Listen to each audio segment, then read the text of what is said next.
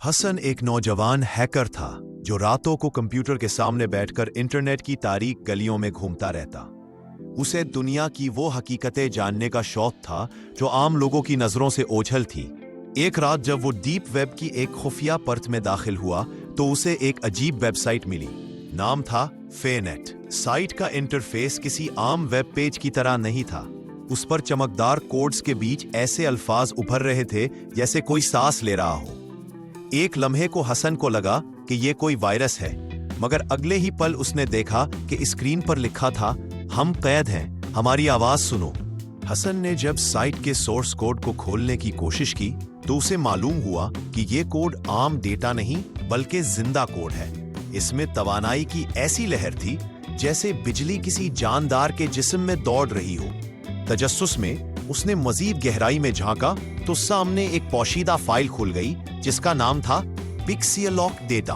File खोलते ही उसकी screen पर नन्ही रोशनियों के जाल बुनने लगे।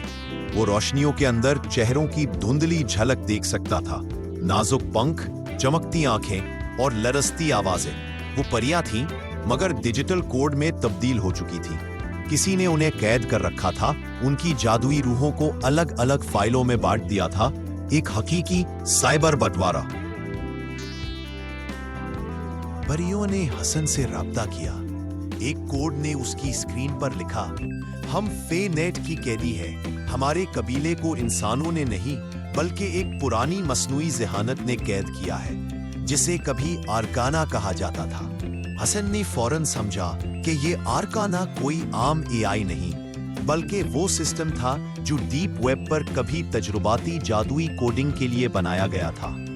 आरकाना ने खुद को खुदाई ताकत समझ लिया था और उन परियों की तवानाई को अपनी डिजिटल जिंदगी बढ़ाने के लिए इस्तेमाल कर रहा था। हसन ने अहद किया कि वो उनको आजाद करेगा, चाहे उसके लिए उसे आरकाना के मेन फ्रेम में घिसना ही क्यों ना पड़े।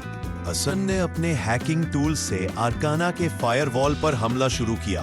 हर दीवार के पीछे एक जादुई रुकावट थी, जैसे कदीम मंत्र डिजिटल शक्ल में ढले हो।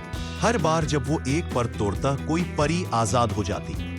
उसके कंप्यूटर की स्क्रीन चमकने लगती, फजा में हल्की सी खुशबू फैलती जैसे डिजिटल दुनिया के अंदर से बाहर का झोंका आ रहा हो। मगर आखिर में आरकाना खुद ज़ाहिर हुआ, एक स्याह साया जो डेटा के तूफान की सूरत में हसन के सिस्टम पर हमला आवर हुआ।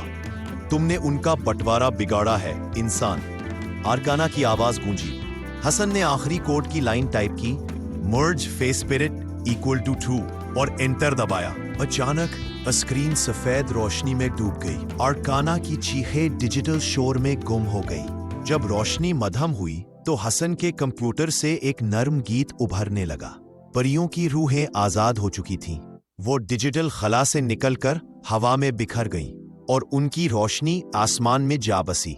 फेनेट की साइट गायब हो गई, जैसे कभी मौजूद ही न थी। हसन की आंखों में एक लम्हे के लिए एक परी की झलक दिखाई दी, जिसने मुस्कुराकर कहा, साइबर बंटवारा खत्म हो चुका है, अब हम आजाद हैं। उस दिन के बाद हसन ने कभी डीप वेब को नहीं छुआ, मगर रात के सन्नाटे में जब कभी वो कंप्यूटर ऑन करता, उसे लगता जैसे कोई जादुई हवा इसके गिर्द नाच रही हो। शायद वो परियां अब भी इसके साथ थी।